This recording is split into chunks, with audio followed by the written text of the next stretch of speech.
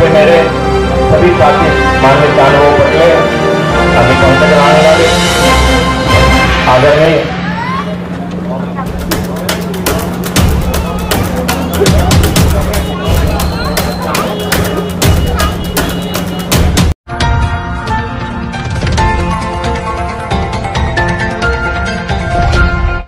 आपण स्वतः बघतात आहे नागरिकांचा उत्स्फूर्त असा प्रतिसाद, विशेषतः गोंदिया शहरात मी आज सकाळ दुपारपासून आलेलो आहो।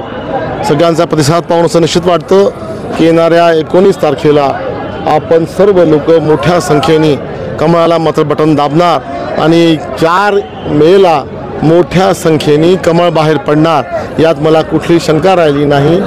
मागच्या वेळेसपेक्षा खूप जास्त मताधिक्याने परत एकदा मी निवडून येणार, याबद्दल मला कुठलाही शंका नाही।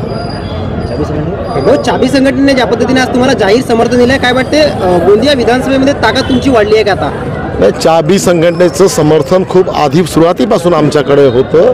त्यांनी आज मोठा कार्यक्रम घेतला। आदरणीय आमचे राज्याचे उपमुख्यमंत्री देवेंद्र फडणवीस यांची सभा घेतली आणि अनेक हजारोंच्या संख्येने जी लोक आली त्यांच्यापुढे त्यांनी जाहीरपणे असं डिक्लेअर केलं। मुळात त्यांची कार्यकर्ते, त्यांची सर्व लोक आमच्यासाठी आधीपासून काम करत होती, त्यामुळे निश्चितच चाबी संघटना, राष्ट्रवादी, भाजप, आमचे मनसे, शिवसेना, RPI आणि इतर मित्रपक्ष ताकदीने आमच्यासाठी काम करतात आहे आणि म्हणूनच म्हणतो की आमचे विजय निश्चित आहे आणि मोठ्या मताधिक्याने विजय निश्चित आहे। अवकाळी पावसामुळे सध्या शेतकऱ्यांचे काही नुकसान झालेलं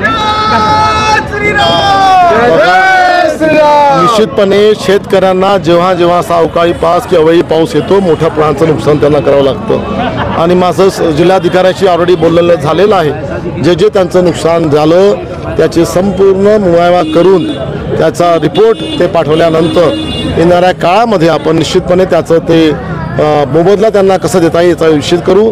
मला असं आठवतं की जुना जेवढे यापूर्वी असे काही अवकाळी पाऊस किंवा जे अडचणी आल्या शेतकऱ्यांना, आपण ऑक्टोबर नोव्हेंबरपर्यंत सगळ्या शेतकऱ्यांना दिलासा देण्याचं काम ऑलरेडी केलेलं पण आहे। आपण पाहता कसा एक जो प्रतिसाद आहे सुनील भाऊला आणि भारतीय जनता पार्टीला आपण इथे बघत आहे आणि निश्चित रूपाने आम्ही 19 तारखेला संपूर्ण बहुमताने हा लोकसभा भंडारा गोंदिया लोकसभा आम्ही जिंकू निश्चित रूपाने।